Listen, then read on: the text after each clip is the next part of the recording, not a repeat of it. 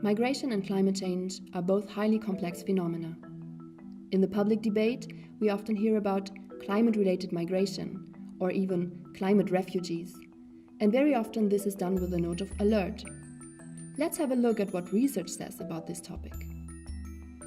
First, there are various terms for people moving from home.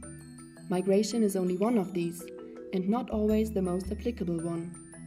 The concept of human mobility, as introduced by the UN Climate Secretariat, has proved to be more useful in various settings of people's movement, including the very complex and context-specific ones. So that is the term we want to use here. What are the drivers that make people leave their homes? There are 5 big factors affecting everyone's lives: the current political climate, the social, the economic, the environmental, and the demographic situation we are living in.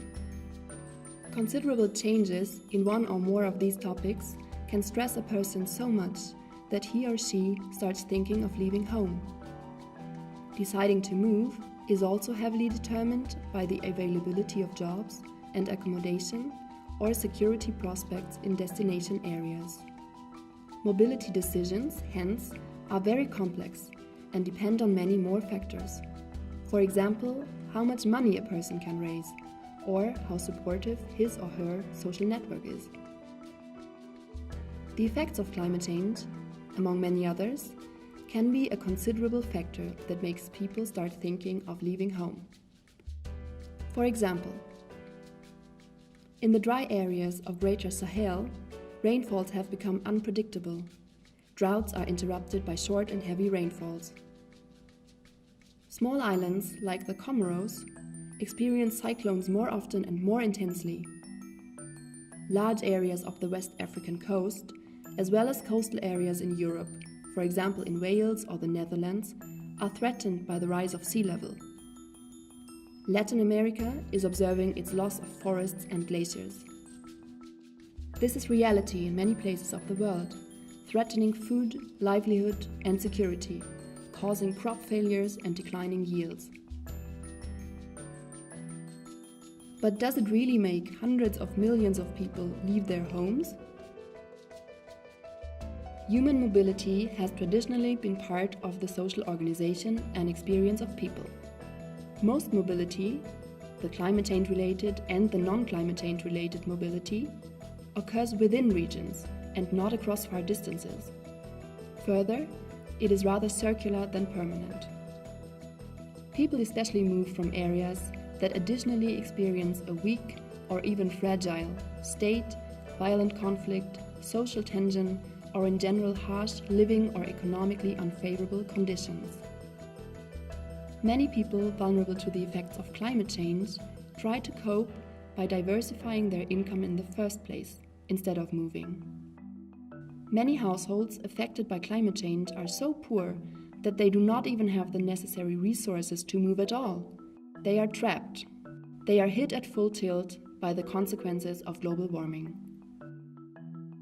So, there are connections between climate change and mobility. But climate change is not the only reason for people to move. Labeling them as climate refugees is not doing them justice. Now, how can we achieve an evidence-based and more constructive debate? First, we need to change our perceptions. Human mobility has many different forms, contexts, and outcomes that can be positive and negative. There is rarely only one reason for people to move. Whether an environment is secure and feeding its population is more relevant than single incidents. Human mobility is an adaptation strategy. Second, human mobility needs to be governed in a more constructive and just way. Instead of preventing mobility and migration, states need to manage and regulate it.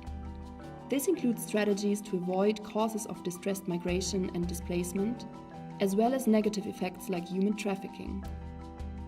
We, at the German Development Institute, seek for solutions on how to bridge gaps between different policy fields, foster coherence, and create a common understanding of the challenges related to human mobility and immobility in the context of climate change, strengthen multi-level governance and local empowerment, make use of better databases and best practices to better understand the complex problems of local vulnerability and the role of human mobility.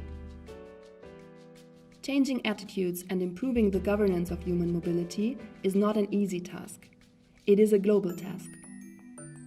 And climate change, with its unpredictable dynamics, makes it even more urgent to deal with.